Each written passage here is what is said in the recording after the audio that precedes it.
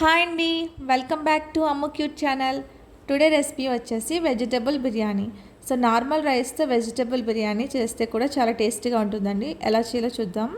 ముందుగా ఒక glass rice తీసుకుని వాటిని శుభ్రంగా వాష్ చేసుకుని పక్కన పెట్టుకోండి.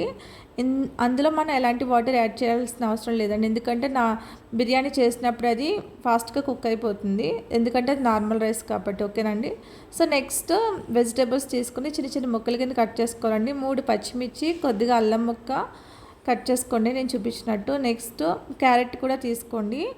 నెక్స్ట్ ఇందులో ఎక్కువ వెజిటబుల్స్ వేసుకోవడం వల్ల పిల్లలు కూడా తింటారండి చాలా చక్కగా.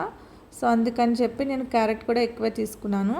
సో ఈ విధంగా చిన్న చిన్న ముక్కల కింద కట్ చేసుకున్నాక కొత్తిమీర కూడా కట్ చేసుకోండి. నెక్స్ట్ టొమాటోస్ కూడా చూసుకోండి, ఈ మధ్య అందులో పురుగులు కూడా ఎక్కువగా ఉంటున్నాయి. సో వాటిని కూడా చిన్న చిన్న ముక్కల కింద కట్ చేసుకోండి. నెక్స్ట్ బీన్స్, ఇంకా మీకు ఏ వెజిటబుల్స్ అయితే అవైలబుల్గా ఉంటాయో అవన్నీ కూడా వేసుకోండి. బంగాళదుంపలు, అదేవిధంగా కాలీఫ్లవర్ కూడా ఉంటే కూడా వేసుకోండి. సో నేనైతే ఓన్లీ క్యారెట్, టొమాటో, బీన్స్ మాత్రమే వేస్తున్నాను. ఓకేనండి. ఈ విధంగా కట్ చేసుకున్న వాటిని పక్కన పెట్టుకోండి.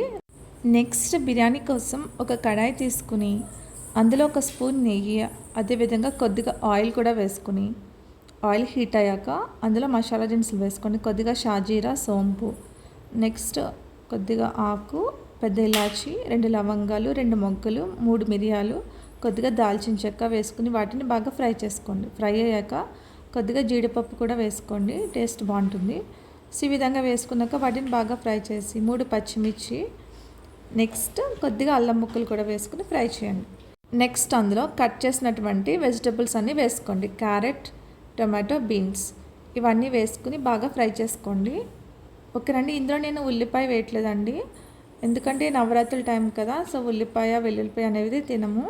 సో ఎవరైనా కార్తీక మాసంలో కానీ దసరా టైంలో ఇలా వెల్లుల్లి లేకుండా కర్రీ కావాలనుకుంటే ఈ విధంగా వెజిటబుల్ బిర్యానీ చేసుకోవచ్చండి. అందులో కొద్దిగా సాల్ట్ అది వేసి బాగా ఫ్రై చేసి మూత పెట్టి మగ్గించుకోండి. నెక్స్ట్ 5 మినిట్స్ తర్వాత మనకి ముక్కలు అనేవి ఈ విధంగా మగ్గుతాయండి. అందులో కొద్దిగా సాల్ట్ వేసుకుని కొద్దిగా బిర్యానీ మసాలా పౌడర్, గరం మసాలా పౌడర్ వేసి బాగా ఫ్రై చేయండి. ఓకేనండి.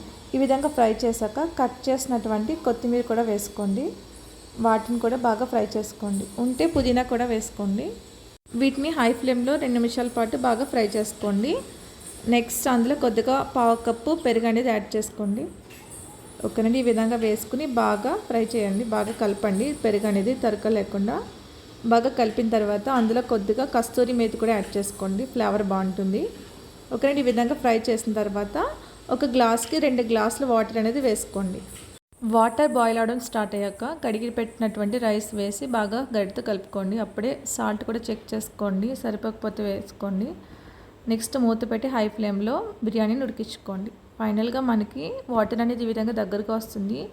తర్వాత మంట లో ఫ్లేమ్లో పెట్టి మూత పెట్టి దానిపైన బరువైనటువంటి కడాయి పెట్టుకుని లో ఫ్లేమ్లో ఇంకో 10 మినిట్స్ పాటు బిర్యానీని ఉడికించుకోండి. మనకి ఫైనల్గా బిర్యానీ అనేది రెడీ అయిపోయిందండి. గడితో ఒకసారి కలుపుకొని మూత పెట్టి ఒక 15 మినిట్స్ పాటు అలా ఉంచేయండి.